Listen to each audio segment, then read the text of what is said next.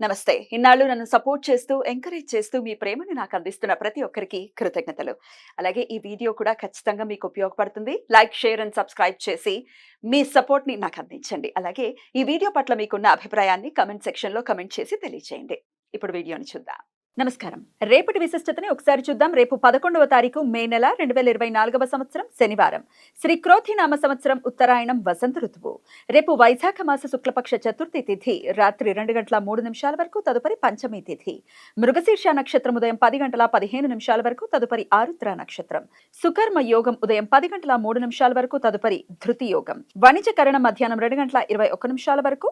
భద్ర అంటే విష్టికరణం రాత్రి 2:03 వరకు ఉంటాయి. నక్షత్ర వర్జం సాయంత్రం 6:43 నుండి రాత్రి 8:20 వరకు. అమృతకాలం రాత్రి 12:22 నుండి 1:59 వరకు. హైదరాబాద్ ప్రాంతం వారికి రేపు సూర్యోదయం ఉదయం 5:46 సూర్యాస్తమయం సాయంత్రం 6:40 చంద్రోదయం ఉదయం 8:19 చంద్రాస్తమయం రాత్రి 10:09 అభిజిత్ ముహూర్తం పగలు 11:47 నుండి మధ్యాహ్నం 12:38 వరకు. దుర్ముహూర్తం ఉదయం 5:46 నుండి 7:29 వరకు. రాహుకాలం ఉదయం 8:59 నుండి 10:36 వరకు. గుళిక కాలం ఉదయం 5:46 నుండి 7:22 వరకు. యమగండం మధ్యాహ్నం 1:49 నుండి 3:26 వరకు. రేపు మాస వినాయక చవితి. వినాయక భక్తులు ప్రతి నెల వచ్చే శుక్లపక్ష చవితి రోజు ఉపవాసం ఉండి వినాయక వ్రతం ఆచరిస్తారు.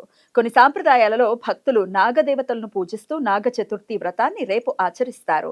నిరయన రవి కృతికా నక్షత్రంలో రేపు ఉదయం 7:05 ప్రవేశిస్తాడు. అప్పటి నుండి కృతికా కార్తె నిజ కర్తరి ప్రారంభమవుతుంది. ఈ సమాచారాన్ని మనకు అందించిన వారు మేడికొండూరు విశ్వనాథ్ ప్రసాద్ గారు. ఆయనకు కృతజ్ఞతలు తెలియజేస్తూ వినాయక స్మరణతో సమస్త సన్మంగళాని భవంతు. నమస్కారం.